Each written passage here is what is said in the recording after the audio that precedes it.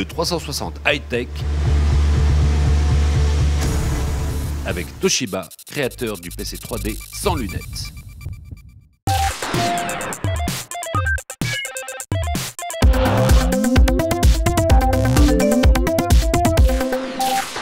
Le 360 High-Tech, chaque vendredi, c'est une semaine d'actu techno en 6 minutes. Au sommaire de ce numéro 1, la folie touchpad, 59 000 réveils ont sonné pour rien mercredi. Paris tenu, Toshiba jette les lunettes 3D à la poubelle. Tablette, reader 3D, Sony met le paquet à l'IFA.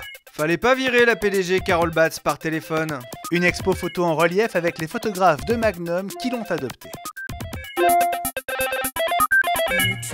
C'était l'affaire de l'année, 99 € pour une tablette touchpad HP lancée il y a 2 mois à 499 €. Entre-temps, HP a jeté l'éponge et bradé les prix pour liquider les stocks. Mercredi matin, ruducommerce.fr proposait un lot de 1000 tablettes HP. Tout est parti en 4 minutes. Les moins chanceux des 60 000 internautes sont repartis avec un bon d'achat de 10 € pour se consoler. Pas forcément suffisant au vu des dizaines de commentaires acerbes, pour ne pas dire plus. Certains se demandant si ces tablettes ont vraiment été à vendre. Au pays des grognons, Rue du Commerce s'est fait une belle publicité, mais au passage a peut-être perdu quelques clients. L'affaire de la semaine, c'est à Berlin que ça s'est passé. Berlin où l'IFA, le grand salon européen de la high-tech, a fermé ses portes mercredi soir. Nous y étions à 4. Berlin en Allemagne, comme le tribunal de Düsseldorf qui arbitre la plainte d'Apple contre Samsung pour violation de design. Après la Galaxy Tab 10.1, sa nouvelle petite sœur, The Samsung Galaxy Tab 7.7. est elle aussi visée par le créateur de l'iPad. Et en 24 heures, elle s'est retrouvée elle aussi interdite de commercialisation en Allemagne. Elle a aussitôt disparu du stand Samsung, plus un exemplaire sur les présentoirs, plus une référence non plus sur les murs. Le simple autocollant « Vente interdite en Allemagne » n'a pas suffi. En janvier, Toshiba avait promis de lancer une télé 3D sans lunettes avant le 31 mars 2012. Entre rire et agacement, les concurrents affirmaient tous que la technologie n'était pas prête. En attendant de démontrer le contraire et avec 6 mois d'avance, Toshiba a dévoilé le 55ZL2 qui ne sortira pas en 2018 mais en décembre, oui, dans 3 mois. Le seul problème, c'est son prix. Un peu en dessous des 10 000 €. Ah, bah je vais peut-être garder les lunettes finalement. C'est celui de Sony qui se redresse après un séisme majeur, un tsunami, une irradiation atomique et le piratage de son réseau. Les tablettes rebaptisées S et P arrivent à partir de la fin septembre. Le nouveau reader Wi-Fi est promis un gros succès à moins de 170 €. Côté mobile, la famille Xperia s'agrandit avec le Arc S, étonnamment fin, et puis Sony a fait grosse impression avec ce casque 3D époustouflant baptisé HMZ T1. La qualité des 2 écrans OLED transforme la visière en salle de cinéma géante en relief. Arrivé cet automne à 800 €.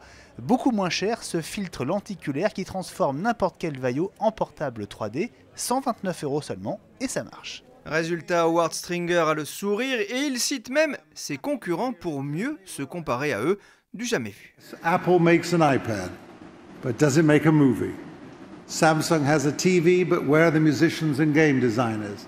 Sony, c'est actuellement 800 millions de produits à travers le monde.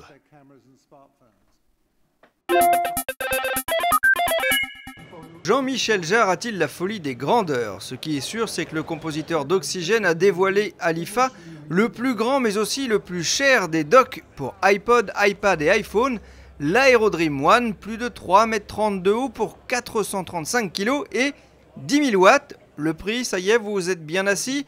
On parle de 399 000 €. Bon, pour ce prix-là, l'échelle est comprise. Bon, et si vous êtes fauché, il y a aussi la version beaucoup plus petite à 799 €. On la connaissait déjà, c'est l'Aerosystem One. C'est peut-être la première photo prise à partir d'un iPhone 5. Son auteur s'appelle Anton, il est ingénieur chez Apple. Et les données associées à l'image laissent penser que le cliché n'a pas vraiment été pris par un iPhone 4. Une rumeur évoque des précommandes en France à partir de ce mardi 13 septembre, sachant qu'elles ont déjà commencé en Allemagne, bien que l'iPhone 5 officiellement n'existe pas encore. 150 000 exemplaires sortiraient pourtant chaque jour, désormais, des usines Foxconn en Chine.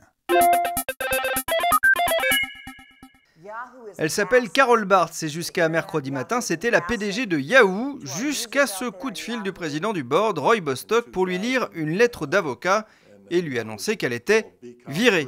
24 heures plus tard, ça donne cette interview à Fortune et ce titre « Je me suis fait baiser ». C'est toi qui l'as dit. Ah non, c'est Carol. Pourquoi n'as-tu pas les couilles de me le dire toi-même, a-t-elle même répondu. Des mots plutôt rares dans les très hautes sphères de la Silicon Valley. Thank you. C'est une expo photo qui saute aux yeux. Pendant plusieurs semaines, 3 photographes de l'agence Magnum ont utilisé une Nintendo 3DS pour shooter en relief. Des photos 3D dont on profite sans lunettes, des photos emprisonnées dans les consoles. C'est aussi ce qui fait tout leur charme. L'idée que la photo peut uniquement être consommée ou regardée, sur ça, c'est bien l'idée. J'aime bien ça, l'exclusivité de ça. Il vous reste 8 jours pour y aller. Être embarqué dans plus de 100 millions de téléphones Nokia, gagner 1000 voire 10 000 $, ça vous dirait, c'est la récompense promise par le constructeur de téléphones finlandais à ceux qui réarrangeront au mieux la célébrissime tonalité de démarrage Nokia.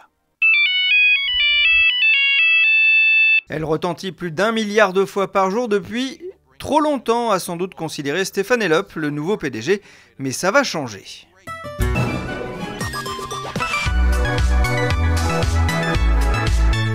Et le grand gagnant sera désigné le 7 octobre avant de se retrouver sur toute la gamme 2012.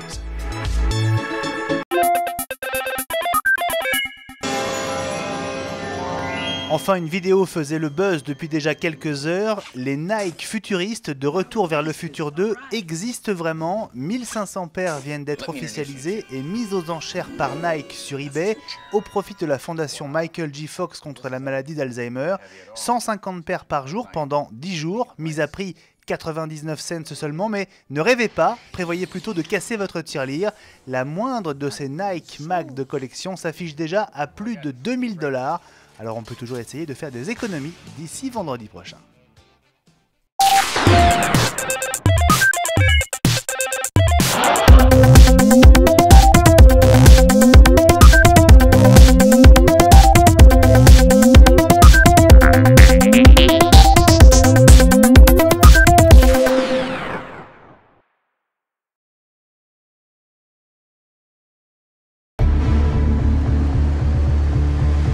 C'était le 360 High-Tech. C'était le 360 High-Tech avec Toshiba, créateur du PC 3D sans lunettes.